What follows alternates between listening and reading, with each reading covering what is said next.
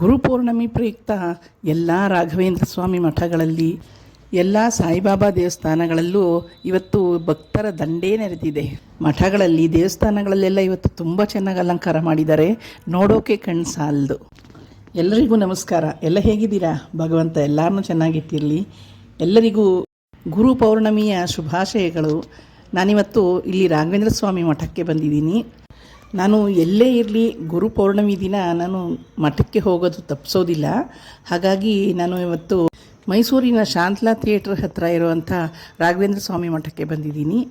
ನಾನು ಸಾಮಾನ್ಯ ಬೆಳಗ್ಗೆನೇ ಬರೋದಿಲ್ಲ, ಏಕೆಂದರೆ ತುಂಬ ರಶ್ ಇರುತ್ತೆ. ಹಾಗಾಗಿ ನನಗೆ ನಿಂತ್ಕೊಳ್ಳೋಕ್ಕಾಗಲ್ಲ ಕ್ಯೂನಲ್ಲಿ, ಮತ್ತು ದೇವ್ರ ದರ್ಶನವೂ ಸರಿಯಾಗಿ ಆಗಲ್ಲ. ಆ ಟೈಮ್ನಲ್ಲಿ ಜನ ಜಾಸ್ತಿ ಇರ್ತಾರೆ.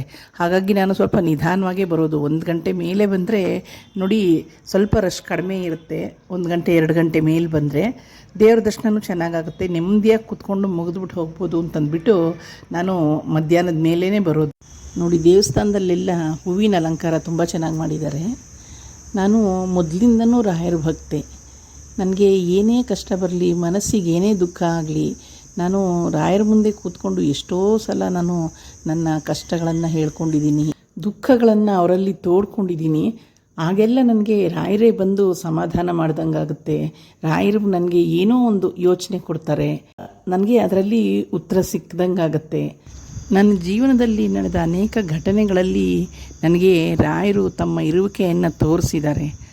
ಆಶ್ಚರ್ಯಕರ ಹಾಗೂ ಸತ್ಯ ಘಟನೆಗಳನ್ನು ನಾನು ಇಲ್ಲಿ ಹೇಳ್ತಾ ಹೋದರೆ ವಿಡಿಯೋ ತುಂಬ ಉದ್ದ ಆಗೋಗುತ್ತೆ. ಹಾಗಾಗಿ ಮುಂದೆ ಯಾವಾಗಾದರೂ ಸಮಯ ಬಂದಾಗ ನಾನು ಆ ಘಟನೆಗಳನ್ನು ನಿಮ್ಮ ಜೊತೆ ಹಂಚ್ಕೊಳ್ತೀನಿ.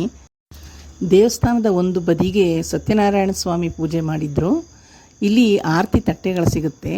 ನಾವು ಆರತಿ ತಟ್ಟೆ ತಗೊಂಡು ಈ ದೇವರಿಗೆ ಇಲ್ಲಿ ನಾವೇ ಕೈಯಾರೆ ಆರತಿ ಮಾಡ್ಬೋದು. ಇಲ್ಲಿ ಸತ್ಯನಾರಾಯಣ ಸ್ವಾಮಿಗೆ ಕೈ ಮುಕ್ಕೊಂಡು ಹಾಗೇ ನಾವು ದೇವಸ್ಥಾನದ ಪ್ರದಕ್ಷಿಣೆ ಮಾಡಿದರೆ ಇಲ್ಲಿ ಹಿಂಭಾಗದಲ್ಲಿ ರಾಘವೇಂದ್ರ ಸ್ವಾಮಿಗಳಿಗೆ ದೀಕ್ಷೆ ಕೊಟ್ಟಂಥ ರಾಘವೇಂದ್ರ ಸ್ವಾಮಿಗಳ ಗುರುಗಳಾದ ಶ್ರೀ ಸುಧೀಂದ್ರ ತೀರ್ಥ ಸ್ವಾಮಿಗಳ ದೊಡ್ಡ ಫೋಟೋ ಇದೆ. ಅವ್ರಿಗೆ ಕೈ ಮುಗಿದು ಮತ್ತೆ ನಾನು ಮುಂಭಾಗಕ್ಕೆ ಬಂದಾಗ ತುಂಬ ಭಕ್ತರು ಎಲ್ಲರೂ ರಾಯರನ್ನ ತುಂಬ ಭಕ್ತಿಯಿಂದ ಪ್ರಾರ್ಥನೆ ಮಾಡ್ಕೊಳ್ತಾ ಇದ್ದರು. ನನಗನ್ಸಿದ್ದಿಷ್ಟೇ, ಗುರುರಾಯರೇ, ನಿಮ್ಮನ್ನು ನಂಬಿ ನಿಮ್ಮ ಬಳಿಗೆ ಬಂದು ತಮ್ಮ ಕಷ್ಟಗಳನ್ನು ದುಃಖಗಳನ್ನು ಹೇಳ್ಕೊಳ್ಳುವಂಥ ಭಕ್ತರಿಗೆ ನೀವು ಅವರ ದುಃಖಗಳನ್ನೆಲ್ಲ ನಿವಾರಿಸಿ ಅವರ ಬಾಳಿನಲ್ಲಿ ಹೊಸ ಬೆಳಕು ನೀಡಿ ಅಂತಷ್ಟೇ ನಾನು ಬೇಡ್ಕೊಂಡಿದ್ದು.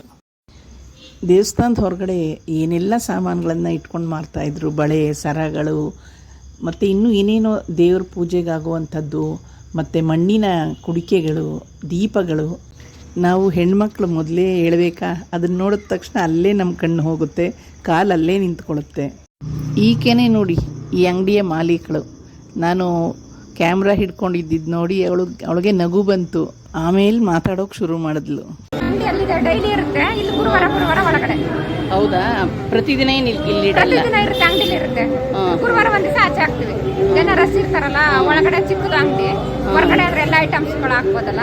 ಈ ಟೈಮು ಅದು ಬಿಟ್ಟರೆ ರಾಘವೇಂದ್ರ ಆರಾಧನೆ ಟೈಮ್ಗೆ ಮಾಡೋದು ಇಲ್ಲ. ಗುರುವಾರ ಮಾಮೂಲಿ ಹೊರಗೆ ಇಟ್ಟಿರ್ತೀವಿ. ಪ್ರತಿ ಗುರುವಾರನೂ ಹೊರಗೆ ಇಟ್ಟಿರ್ತೀವಿ. ಆಗುತ್ತಾ ಬಿಸ್ನೆಸ್ ಆಗುತ್ತಾ?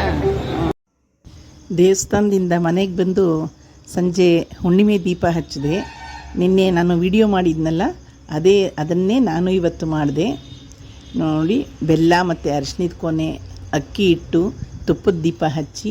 ಫ್ರೆಂಡ್ಸ್, ನೀವು ಇವತ್ತು ಆ ಮಹಾಲಕ್ಷ್ಮಿಗೆ ಹುಣ್ಣಿಮೆ ದೀಪ ಹಚ್ಚಿದರೆ ಯಾರ್ಯಾರು ಹಚ್ಚಿದ್ದೀರಾ ದಯವಿಟ್ಟು ಕಮೆಂಟ್ ಮೂಲಕ ತಿಳಿಸಿ, ಆಯಿತಾ? ಮಾರನೇ ದಿನ ಈ ಅಕ್ಕಿ ಮತ್ತು ಬೆಲ್ಲನ ಏನಾದರೂ ಸಿಹಿ ಮಾಡ್ಕೊಳ್ತೀನಿ, ಪಾಯಸನೋ ಅಥವಾ ಪೊಂಗಲ್ಲೋ ಏನಾದರೂ ಸಿಹಿ ಮಾಡಿಕೊಂಡು ಮನೆಯವ್ರಿಗೆಲ್ಲ ಕೊಟ್ಟು ನೀವು ಇದನ್ನು ನೈವೇದ್ಯವಾಗಿ ತಗೊಳ್ಳಿ. ಆ ಮಹಾಲಕ್ಷ್ಮಿ ಕೃಪಾ ಕಟಾಕ್ಷ ನಿಮ್ಮೆಲ್ಲರ ಮೇಲಿರಲಿ, ಹಾಗೆ ಆ ಗುರುರಾಯರ ಆಶೀರ್ವಾದ ಸಹ ನಿಮಗೆಲ್ಲ ಇರಲಿ ಅಂತ ಹೇಳ್ತಾ ಈ ವಿಡಿಯೋ ಇಲ್ಲಿಗೆ ಮುಗಿಸ್ತೀನಿ. ಮುಂದಿನ ವಿಡಿಯೋದಲ್ಲಿ ಸಿಗೋಣ ಅಲ್ಲ? ಎಲ್ರಿಗೂ ಒಳ್ಳೆಯದಾಗಲಿ. ನಮಸ್ಕಾರ.